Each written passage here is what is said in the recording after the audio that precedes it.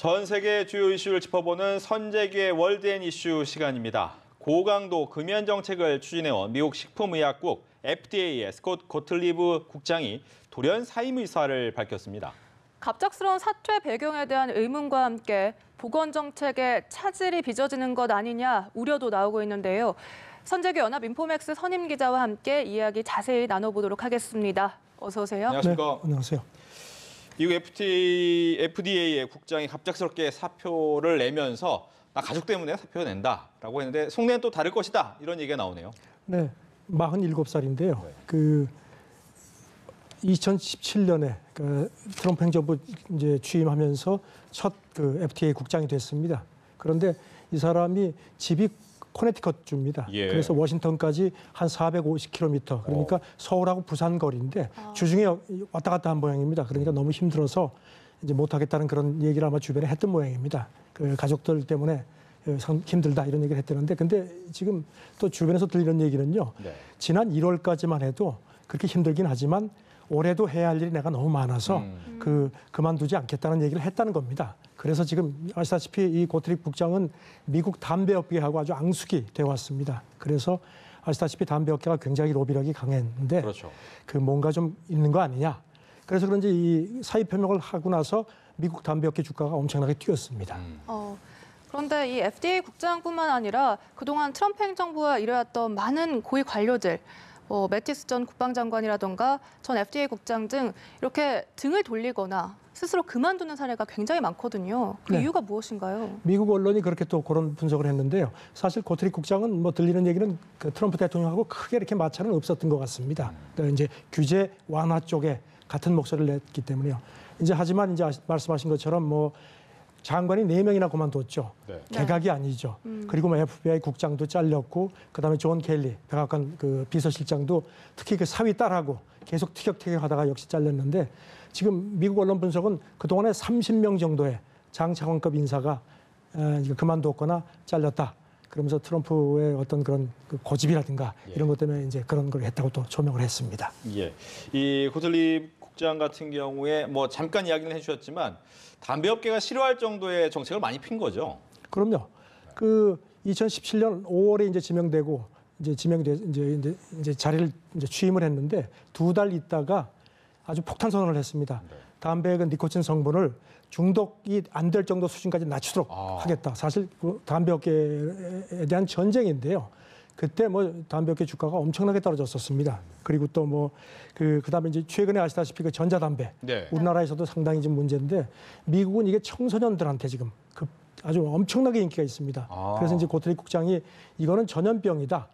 그 미국의 공중 그 보건 위기라는 표현까지 썼습니다. 그러면서 내가 반드시 이걸 잡겠다 했는데, 그 줄이라는 회사가 있는데 미국 청소년들 사이에서 뭐 엄청나게 인기 있어가지고 이 회사가 생긴 지 얼마 안 되는데 굉장히 가치가 많이 뛰었습니다. 그러니까 그 알테리아라는 담배 회사가 있는데요. 이 말보로 만드는 회사인데 이 회사에서 이 줄 지분 35%를 우리 돈으로 14조 4,500억 원을 주고 샀습니다. 이 정도로 막 나가는데 이제 이것도 내가 꼭 단속을 하겠다. 아주 단단히 벼러왔던 상황입니다. 네, 이렇게 미국 FDA뿐만 아니라 우리나라 식약처도 이제 이 담배, 전자담배뿐만 아니라 모든 담배의 유해 성분을 공개하겠다라고 이렇게 밝혔습니다. 어떻게 보고 계시나요? 미국은 FDA의 그 2010년부터 담배 회사들이 그런 그 담배 성분이라든가 이런 여러 가지에 대해서 보고를 하도록 이렇게 의무화되어 있습니다. 우리 식약처도 이제 이달부터 조사를 하겠다 이렇게 밝혔습니다. 그러니까 일반 담배 성분 한 120가지, 그다음에 권련형 그 전자담배, 액상형 전자담배 이것까지 다 하는데 특히 권련형 전자담배가 요즘에 인기가 많죠. 그거는 첨가제까지도 성분을 조사해서 공개하겠다는 얘기인데, 지금 뭐 우리도 지금 이제 담배 회사들에 대해서 이제 본격적으로 압박을 가하는 상황이 됐습니다. 예. 뭐 미국 일각에서는 이 고틀립 국장에 대해서 부정적인 평가를 내놓는 경우도 있더라고요. 담배 회사 입장에서도 별로 안 좋아했지만 신약 같은 경우에는 좀 오랜 기간 진행이 돼야 되는데 좀 빨리 내줬다 이런 얘기가 있더라고요. 지금 트럼프 대통령도 약값이 너무 비싸다. 그래가지고 이제 이거를 낮추겠다고 지금 뭐 계속 그러니까 그 제약업계에 대해서 이제 압박을 가하고 있거든요. 고틀립 국장도 그런 거기 이제 동참을 했습니다. 그 FDA가 이제 하는 그 큰 기능 중에 하나가 이제 신약 승인입니다. 보통 그 동안에는 최소한 5년 정도가 걸리거든요. 그리고 이제 임상 실험 해가지고 한 90%가 대개 이제 이제 승인 신청도 못 하고 이제 중간에 자지러지는데 고트릭 국장이 되고 나서는 이게 굉장히 빨라졌습니다. 이를테면 뭐 특히 이제 복제약 같은 경우에 이제 오리지널 약이 너무 비싸니까 이제 복제약을 많이 개발을 하는데 그 속도전을 붙여가지고선 그런 신약을 많이 이제 승인을 했고요.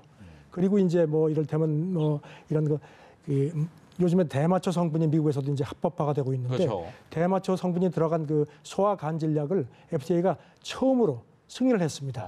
물론 장단점은 있는데 여기에 대한 얘기도 많고 그다음에 이제 존슨앤존슨이라는 회사에서 35년 만에 처음으로 그 우울증 치료제를 이제 승인 요청을 했는데 이것도 통과를 시켰습니다. 네. 네. 물론 약값이 떨어지고 이런 것도 있지만 너무 쉽게 하는 거 아니냐. 그래서 이런 비판들이 많이 또 있습니다. 네, 신약뿐 아니라 복제약 승인도 더 가속화됐다라고 말씀해 주셨는데 그런데 이런 복제약 승인이 빨라진 건 우리 제약 업체들한테는 유리하게 작용을 했다고요. 네, 굉장히 민감한 문제죠. 바이오 시밀러라고 하는데 그러니까 복제약입니다. 이제 FDA가 고트릭 국장이 작년 7월에 그 승인을 빨리 하기 위해서 이제 액션 플랜이라는 걸 내놨습니다. 그때 우리나라의 그 뭐 셀트리온이라든가 뭐 삼성 쪽의 그런 그 바이오 시밀러 만드는 회사들이 주가가 많이 뛰었습니다. 우리한테는 굉장히 도움이 됐는데 네.